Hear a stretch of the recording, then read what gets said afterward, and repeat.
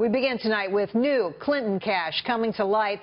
The Clinton Foundation is acknowledging millions of dollars in previously undisclosed donations, and you won't believe their latest excuse. Plus, new documents surfacing today reveal Hillary was pushing for nonprofit tax breaks while Bill was soliciting library donation. And there's more. The first batch of Hillary's Benghazi emails finally coming to light. Will this massive data dump bury Hillary's chances of landing in the White House? We're asking John McCormick, senior writer for the Weekly Standard, and Republican strategist Adam Goodman. Adam, I will start with you. So what is the Clinton Foundation's excuse for not previously disclosing these emails? It seems like Bill and Hillary feel they can look us in the eye and say, gosh, what's wrong here? I mean, everything is totally explainable. What we have here is an effort by the Clintons, I think, to mask what has really happened in terms of the foundation, in terms of how they conduct themselves, not only in foreign policy, but public policy. And even though we haven't yet found what they call the smoking gun, I can tell you the residue of gunpowder is everywhere. Residue of gunpowder everywhere. But let me tell you, $26.4 million in previously undisclosed donations to the foundation when they're supposed to be making this stuff public. I think that's a big smoking gun. You go to their website, there's no disclosure of dates or locations on the speeches. They don't even give you a precise number. It's a range of what they got paid. These records, if you want to call them that, are so imprecise.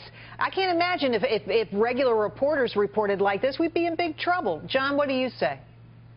Well, I think they're trying to dump as much bad news as they can before the Memorial Day weekend. I mean, right now you said that $26 million in previously undisclosed payments that were supposedly revenue rather than money that they'd earned. Doesn't make much sense, that distinction. There's, speeches to big banks, foreign interests. And then the Benghazi emails. I think the most interesting thing in there so far is that her top aides were planning on talking about Libya, the takedown of Gaddafi, as her crowning achievement as Secretary of State. You put a lot in that answer. Let's break it down, okay? And let's start with Benghazi.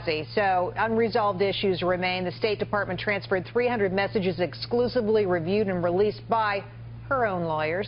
These lawyers, it must be noted, owed and continue to owe a fiduciary responsibility to Secretary Clinton to protect her interests. And that is from Trey Gowdy, who said this today. Absolutely true. Can we expect much from these emails? There's a lot of hyped up tension, excitement about getting our hands on these emails. But I have to tell you, if they went through her lawyers, how interesting could they be? Probably more interesting, Jerry, than what we are hearing from Hillary, which isn't much of anything, as she dodges and weaves the press and media at every turn. The problem with this is that her biggest credential in running for the presidency is her term as Secretary of State. Foreign policy should be her crowning glory. There's going to be one in her pitch to the American public, and it's starting to turn out that may actually be the albatross that brings her down. John, she's going to be in front of some congressional committee somewhere soon. How's that going to go?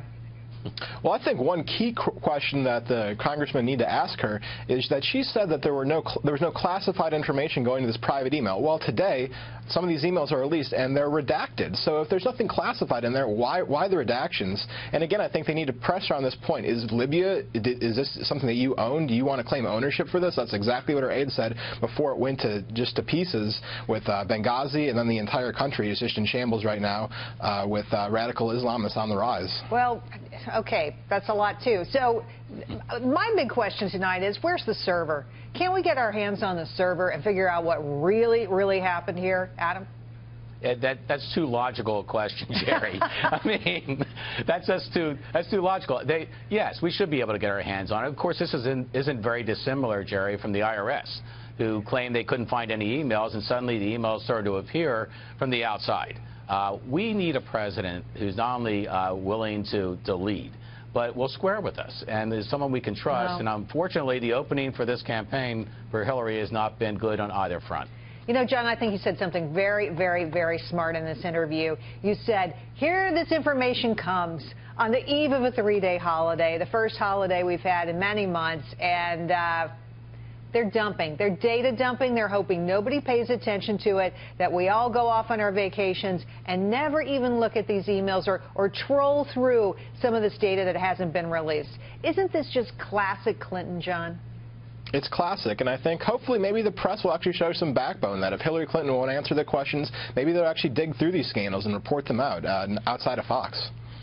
Well, from your lips to God's ear, that's what I say. John and Adam, thank you for coming on. Great to see you. Thank you, Gerri.